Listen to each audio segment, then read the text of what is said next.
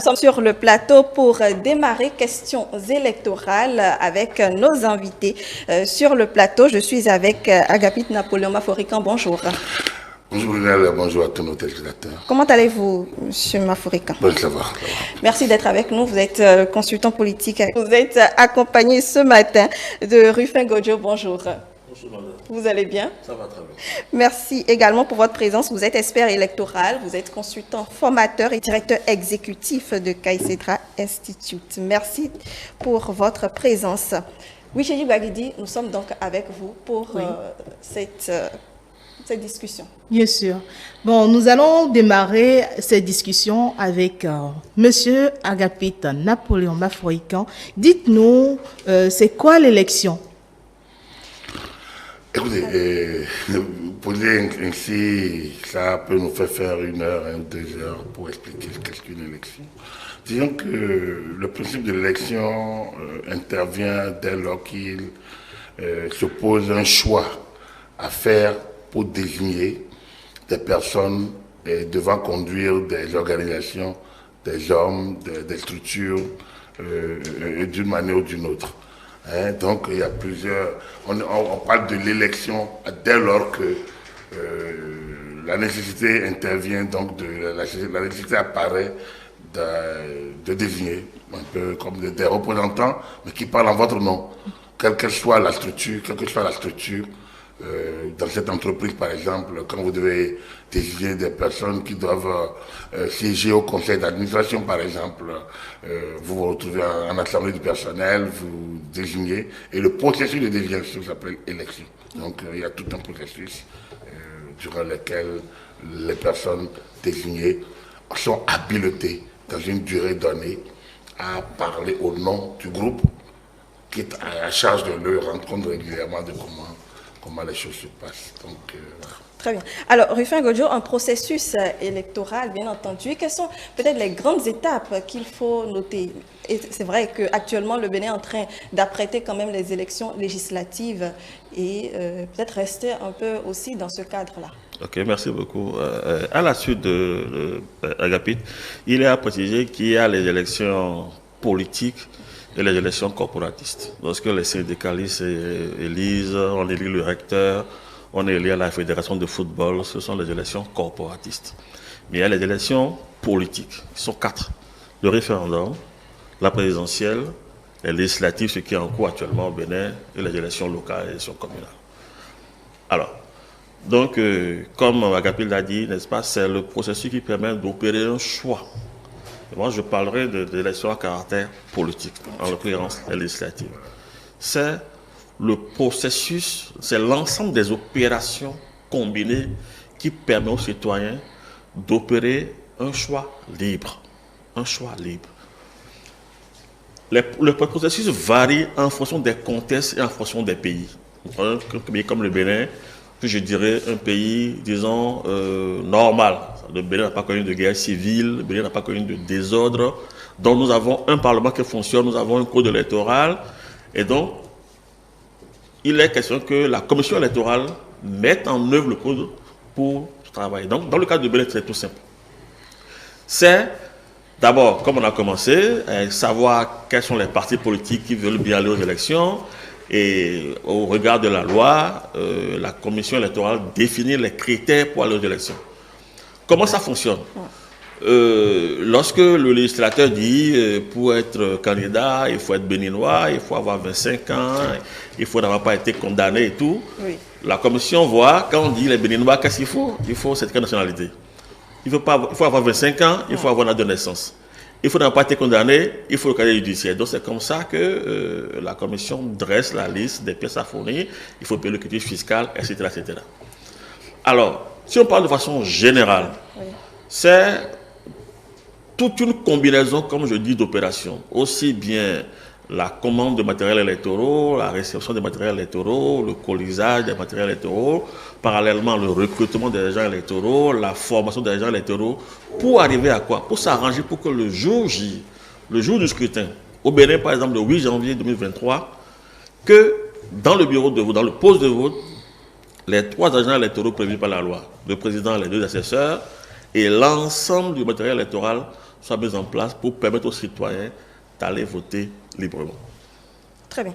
Merci. Je vais peut-être dire, dans le cas de la question que vous lui avez posée, notamment au niveau du code électoral. Le code électoral a défini en son article 3 l'élection comme le choix libre par le peuple du ou des citoyens appelés à conduire, à gérer ou à participer à la gestion des affaires publiques. Donc tout à l'heure, il a dit qu'il fait le choix de l'élection politique, parce que nous avons dit qu'il y a plusieurs types d'élections, donc l'élection politique. Et dans ce cadre, on peut synthétiser, il a détaillé, mais on peut synthétiser par ceci que dans le processus, il faut d'abord qu'il y ait une législation. Il faut que l'élection doit être nécessairement organisée par un ensemble de textes qu'on appelle code électoral, loi électorale, donc, qui produisent des lois intermédiaires ou des actes réglementaires, le décret d'application, un arrêté, une décision. Donc, c'est important d'abord, il y a ça.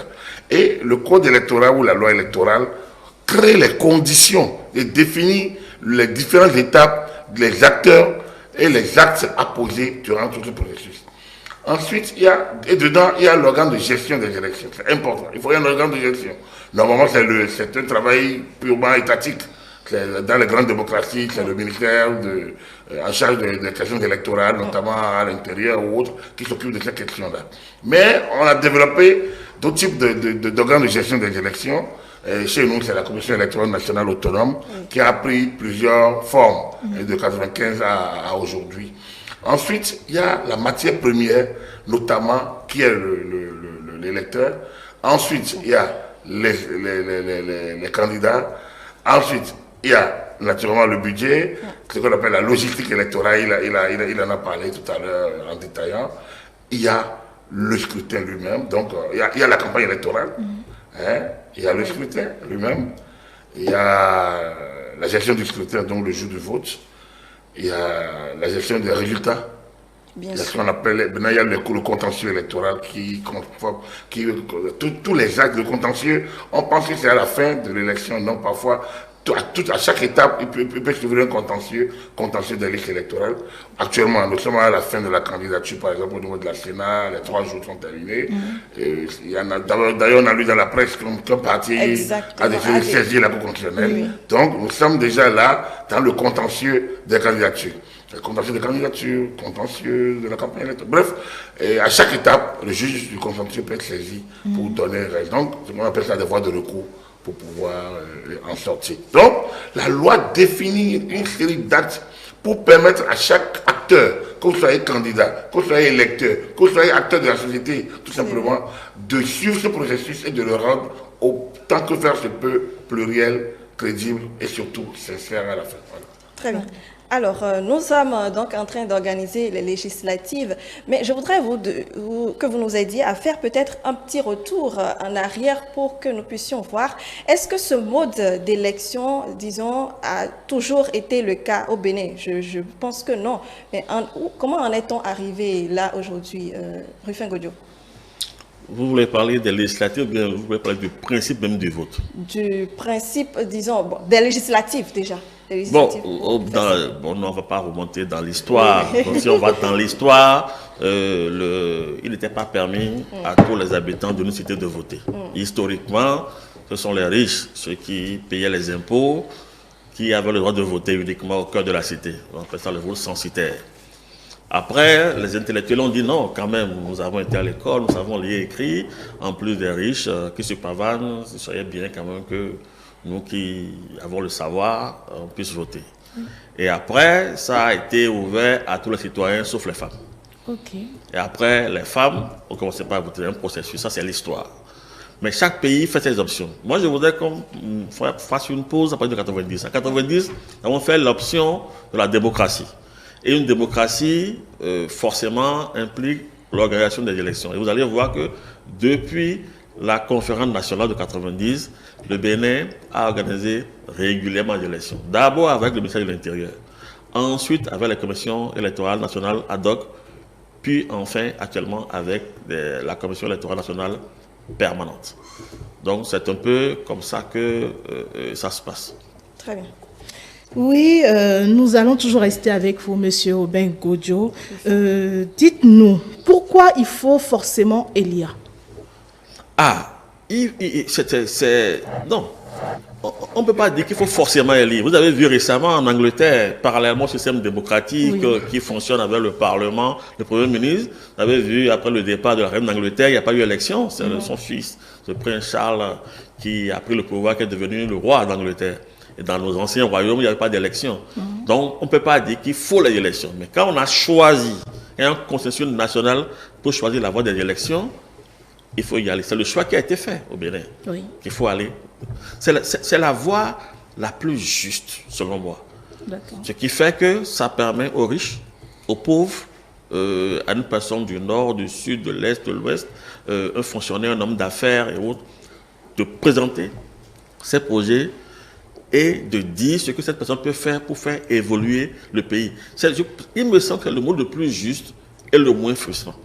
Et donc, en fait, la démocratie dit quoi? Que vous, madame, si vous pensez que vous pouvez être parlementaire, je vous le souhaite, peut-être un jour si vous avez une passion politique, voilà, vous pouvez être candidat. Mais avant, dans l'ancien temps, on aurait pu dire, bon, c'est une femme, elle ne peut pas le faire. Aujourd'hui, ce n'est pas le cas, c'est ouvert, mais encadré par la loi. Au Bénin, il faut être béninois. Il faut avoir 18 ans révolus au jour du scrutin. Il faut n'avoir pas été condamné pour une peine afflictive ou infamante. Il faut n'avoir pas conduit à la casse au ravin une structure et jugé comme tel, comme quelqu'un qui a mal géré une structure, etc. etc. Il faut n'avoir pas été jugé par contumace, vous avez commis une infraction, un crime, ou je ne sais pas quoi, et vous n'êtes pas présent, on vous a jugé, vous ne pouvez pas voter non plus. Voilà un peu, on encadre un peu ces questions-là pour que, quoi qu'on dise non plus, quand vous prenez la population de 12 millions de Béninois, par exemple, vous allez voir que c'est 6 600 000, je crois, qui ont le droit de voter. Encore que l'appurement n'étant pas systématique, il se peut que dans le fichier électoral, il y ait quelques petits problèmes, mais qui, je pense, vont être réglés avec le temps. Pourquoi faut-il nécessairement voter? Je voudrais peut-être répondre aussi sur cette question, en complétant un peu ce que Rufi a dit. Disons que oui, le vote n'a pas toujours existé. Le vote n'a pas toujours existé. Il faut voter. On l'a déjà dit, le code électoral dit, on vote pour permettre au peuple de choisir ses représentants, parler à son nom, gouverner. Ça, c'est l'option du Bénin. Il a parlé de la Grande-Bretagne, de l'Angleterre, tout récemment, la Grande-Bretagne avec la reine, l'Angleterre avec le Premier ministre, elle a parlé de la reine. Mais le Premier ministre de la Grande-Bretagne découle de l'élection au Parlement des représentants élus. Mais lui-même ne vient pas du scrutin. Lui, c'est à l'interne, c'est un jeu interne. Donc, c'est déjà un système interne à eux. Quand vous regardez un pays comme le Maroc, c'est un royaume, c'est une monarchie, comme la Grande-Bretagne d'ailleurs, comme les Pays-Bas, comme la Belgique. Ils n'ont pas le roi n'est pas élu, comme l'Espagne. Le roi n'est pas élu, il découle d'un système adopté par eux et qui fait que, donc, à sa démission ou à son décès, il y a un processus disons, d'accession au pouvoir qui est connu, qui ne passe pas par l'élection. Par contre, le Premier ministre, la gestion courante des affaires découle des élections au Parlement et le roi désigne, selon la majorité, un Premier ministre. C'est la même chose en Italie, c'est la même chose en Allemagne avec le président allemand et le chancelier. Donc, c'est dire qu'il y a plusieurs manières d'évolution du pouvoir. En Afrique, on a des monarchies. En Afrique du Sud, enfin, dans certains États de l'Afrique du Sud, et de la partie sud de l'Afrique. Je ne dis pas de l'État sud-africain. Au Bénin, on a fait le choix des élections. Il en a cité les 4 principales. Donc, on a fait ce choix-là. Il y a le référendum, il y a l'élection présidentielle, il y a les législatives, il y a les élections communales et locales. Donc, voilà un peu. Toujours élire, pas nécessairement, mais le mieux, comme il a dit, c'est de le faire pour permettre peut-être que ceux qui dirigent proviennent d'une volonté de ceux qui sont dirigés. Okay. Très bien. Merci pour ces détails-là, ces éclairages. Alors, vous savez, la Sénat, bien sûr, a reçu depuis hier les compléments des dossiers des candidatures pour les législatives prochaines, donc des partis politiques qui voudront participer ou déposer leur dossier, ont complété leur dossier hier. Alors, c'est vrai que beaucoup de téléspectateurs aujourd'hui se posent la question de savoir, après cela, qu'est-ce qui vient? la suite du processus, qu'en est-il? Rufin Godio. Bon, je ne parle pas ici au nom de la Commission électorale nationale autonome, mais pour avoir travaillé là-bas, je sais comment ça se passe un peu. La participation à un scrutin répond à des critères définis dans le code électoral. Et les critères, on a brossé un peu, c'est un ensemble de pièces qu'il faut fournir. C'est une liste exhaustive. Si c'est 9 pièces, si vous fournissez 8 sur 9, votre dossier ne peut pas être validé. Donc, dans un premier temps, lorsque vous arrivez à la commission électorale, c'est de savoir que vous avez prévu les titulaires et les suppléants dans les 24 circonscriptions pour les 85 postes ordinaires et les 24 postes dédiés aux femmes. Temps 1. Temps 2, il faudrait maintenant qu'on vérifie que pour chaque candidat, donc les 218 candidats titulaires suppléants 109 fois 2, qu'on vérifie que chacun des candidats a fourni les 9 pièces, a de naissance, certificat de nationalité, carte d'électeur, quitus fiscal, cautionnement, enfin, ce qu'on paye au trésor et tout. Temps 2. Lorsque, après l'étude, on voit que voilà, c'est validé, que maintenant sur X nombre de partis politiques on a retenu tel nombre. Mais dans l'étude, je voudrais préciser, après ça, maintenant, la Sénat s'enferme pour, disons, scruter.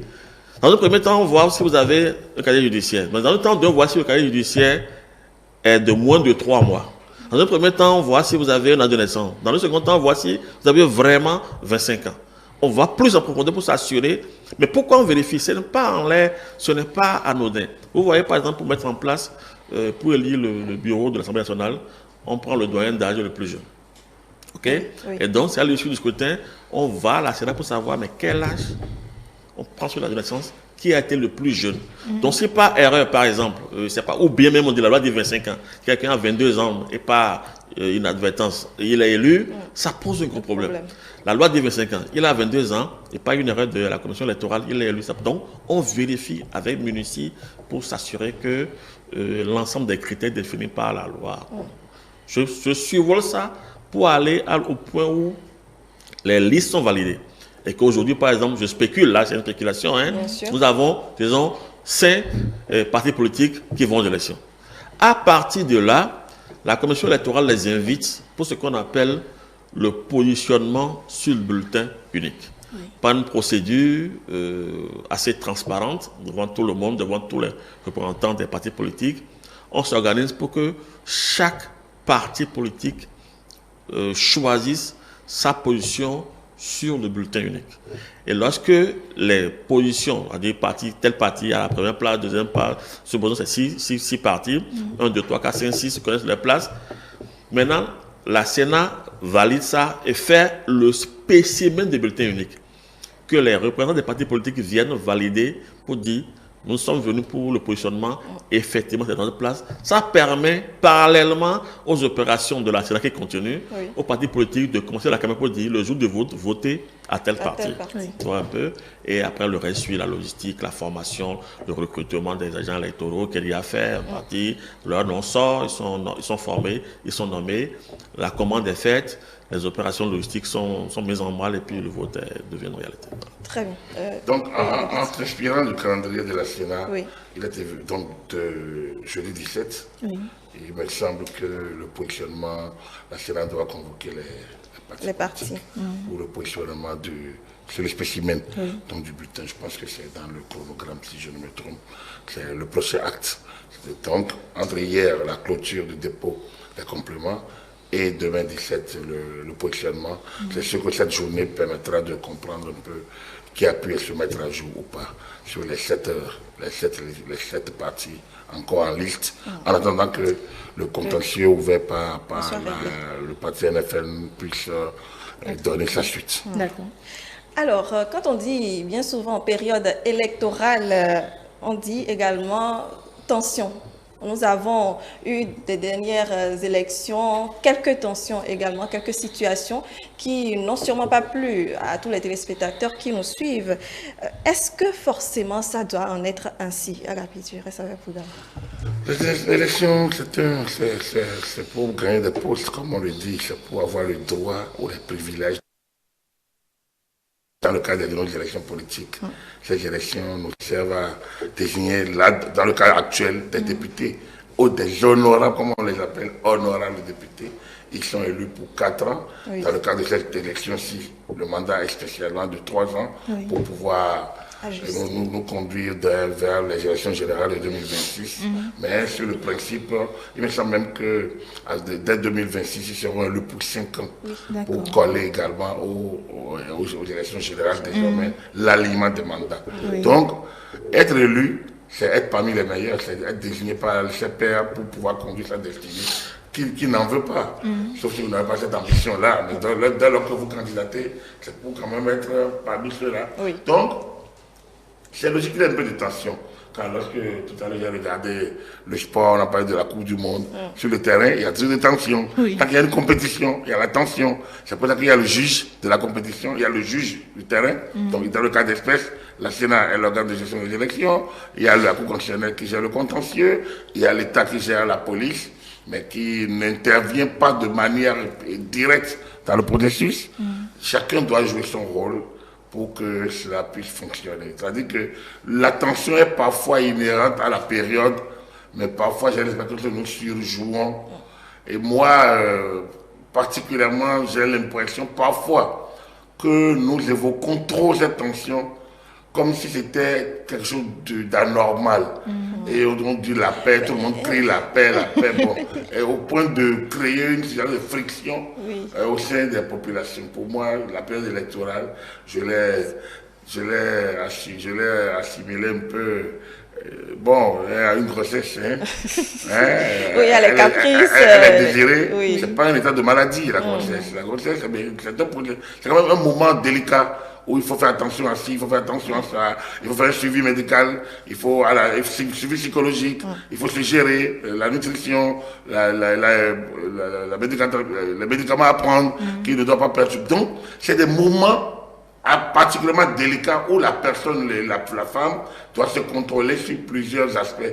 Pour moi, l'élection, exactement, c'est une période dans la vie d'un pays où des tests spéciaux réglementent la période, où des acteurs particuliers interviennent, où il y a un enjeu qui est l'élection. Et donc, ça crée un environnement qui n'est pas un environnement ordinaire, mais un environnement périodiquement attendu et qui doit pouvoir être géré de manière normale, selon moi.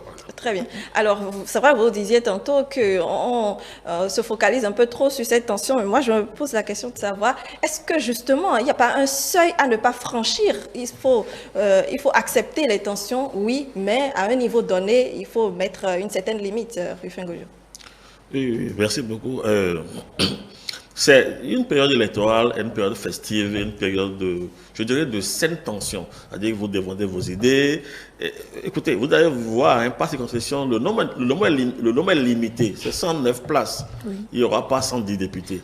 Et donc, forcément, quand il y a compétition, bon, il y a quand même des coups il y a toujours un peu de tension et tout. Moi, j'appelle ça la saine tension. Je définis ma vision. Si le candidat qui est en face a des casseroles et des difficultés, je les ressors pour l'affaiblir. Pour moi, ça pose pas problème. J'aime bien la similitude que Agapi vient de faire, mais j'ai peur que l'Institut national de la femme lui tape dessus. Cette similitude entre la femme enceinte et les élections, mais elle est parfaite. Elle est parfaite en termes caricaturaux. Vous voyez un peu. Par contre, maintenant, il y a des glissades, des déviances qu'il ne faut pas accepter. On ne peut pas, dans le cadre d'une élection, quel que soit le fait qui vous oppose, en arriver à poser des armes dans la rue. C'est à partir de là que ça pose problème. Mais si il y a campagne et que on estime que l'autre est trop court, l'autre est trop grand, l'autre entend, mais pourquoi, attention, mais quand même, en tant qu'il a mal dirigé une structure, pourquoi il va diriger le Parlement? Ça, moi, je pense que c'est des choses normales. Mais qu'on en vienne maintenant, parce qu'en contestant une élection, vous contestez ou la loi électorale ou une disposition de la loi électorale. C'est pas acceptable. Le débat peut se faire avant le scrutin. Le débat peut se faire au niveau du Parlement où des pressions, la société civile pour dire tel aspect peut créer des problèmes. Mais on ne peut pas changer les règles du jeu pendant le jeu et surtout éviter systématiquement. Encore que nous sommes des pays pauvres. Regardez dans les pays occidentaux, lorsqu'il y a un incident, on parle d'ouragan Katrina, on parle de différents, quelques problèmes.